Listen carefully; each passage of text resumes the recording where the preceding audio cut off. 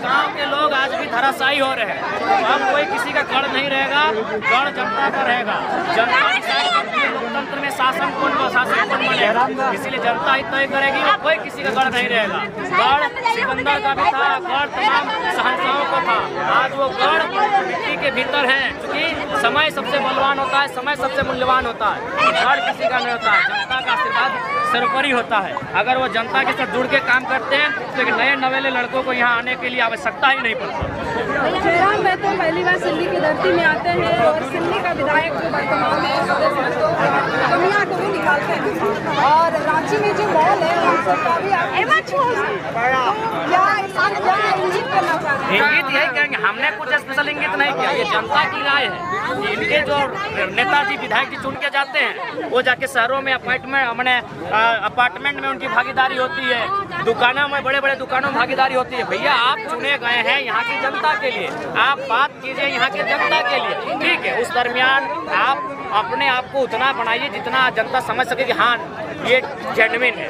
अगर आप कोई अवैध तरीके से जनता के पास यहाँ भरण पोषण करने का रास्ता नहीं, और आप अगर लगातार महलों पे महल खड़ा करेंगे ये उचित नहीं है। अच्छा जयराम जी, अब हिंडाल्को पे सवाल, हिंडाल्को फैक्ट्री में झारखंड का क्या लगता है कि बंगाल के आदिवासी को ये गलत बात को लेकर आप लोग कुछ नहीं बात कर रहे, खाली बस उन लोग का रोल करने की बात है। देखिए रोजगार की बात हम तभी करेंगे श्रीमान पलटू जी जब सत्ता में आपका स्थान होगा।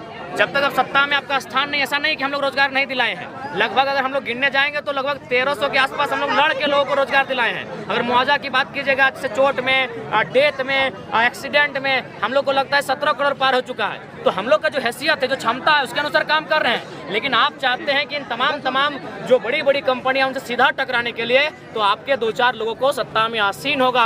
क्योंकि आज लोकतांत्रिक देश है, ये लोग इनका मन इसीलिए बढ़ा है कि अपना खर्चा जनता को ना देकर, मजदूर को ना देकर नेता को सीधा देते हैं। तो जिस दिन हमारे नेता वहाँ चुन के जाएंगे, इनके मनोबल को एक नियंत्रण में रखेगा। अच्छा, आप सिल्ली विधानसभा ये बदलाव संकल्प सभा रखे थे, लेकिन जो यहाँ पे टकराव होगा विधानसभा में वो कहीं ना कहीं सुप्रीमो साहब से होगा।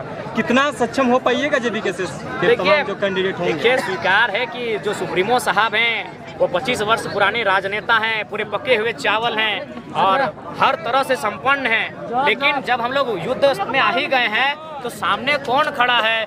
जब हम क्रिकेट के मैदान में कदम रख ही दिए हैं तो सामने डेल स्टेन खड़ा है या मिचेल स्टार्क खड़ा है, फर्क नहीं पड़ता है, बल्ला तो चलेगा। अच्छा, रांची लोकसभा की करेंगे बरदर?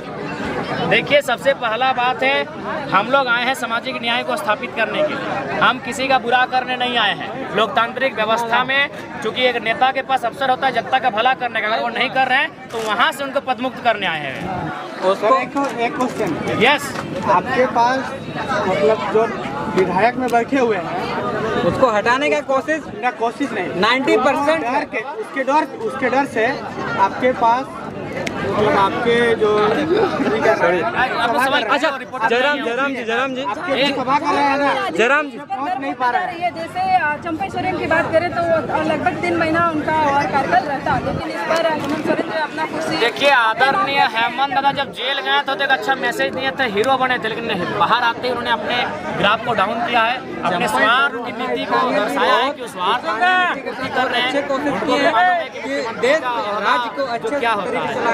जयराम जी पीजीटी परीक्षा में धांधली को लेकर आपके ही जो जेबीकेएस के वरीय उपाध्यक्ष देवेंद्र नाथ महतो जो है स्टूडेंट को समर्थन देने गए थे, उसमें कहां तक आप लोग का प्रोसीजर रहा कि उसमें पीजीटी में जो वाकई में धांधली हुआ है, क्या लगता है उसका? तो सबसे पहली बात, हम लोग छात्र हैं, लगातार हम लोग 2 वर्षों से एफआईआरों का मुकदमों का एक पहाड़ हम पर टूटा है, और इतना पहाड़ टूटा है मुकदमों का, फिर भी हम लोग का हौसला नहीं टूटा है। उसके बावजूद अगर हम लोग लड़ रहे हैं, हम लोग आपकी आवाज़ बुलंद कर रहे हैं, तो ये बहुत बढ़िया विषय है। और देखिए सबसे पहली बात मैं बार बार कहता हूँ, एकमुश्त आवाज़ होनी चाहिए। अभी झारखंड को इतने भागों में भक्त कर दिया गया है, समाज के नाम में, समुदाय के नाम में, आस्था के नाम में, वर्ग के नाम में, तो लोग एकमुश्त होकर आवाज़ नहीं उठा पा रहे हैं। जयराम जी एक मेरा सवाल है, जैसे कि आप लोग तमाड़ विधानसभा में इशारा पे एक उम्मीदवार को चयनित कर दिए, तो सिल्ली के लिए किसको? देखिए सिल्ली में दावेदारी है, तमाड़ में कोई दावेदारी नहीं थी, बात तो समझिए।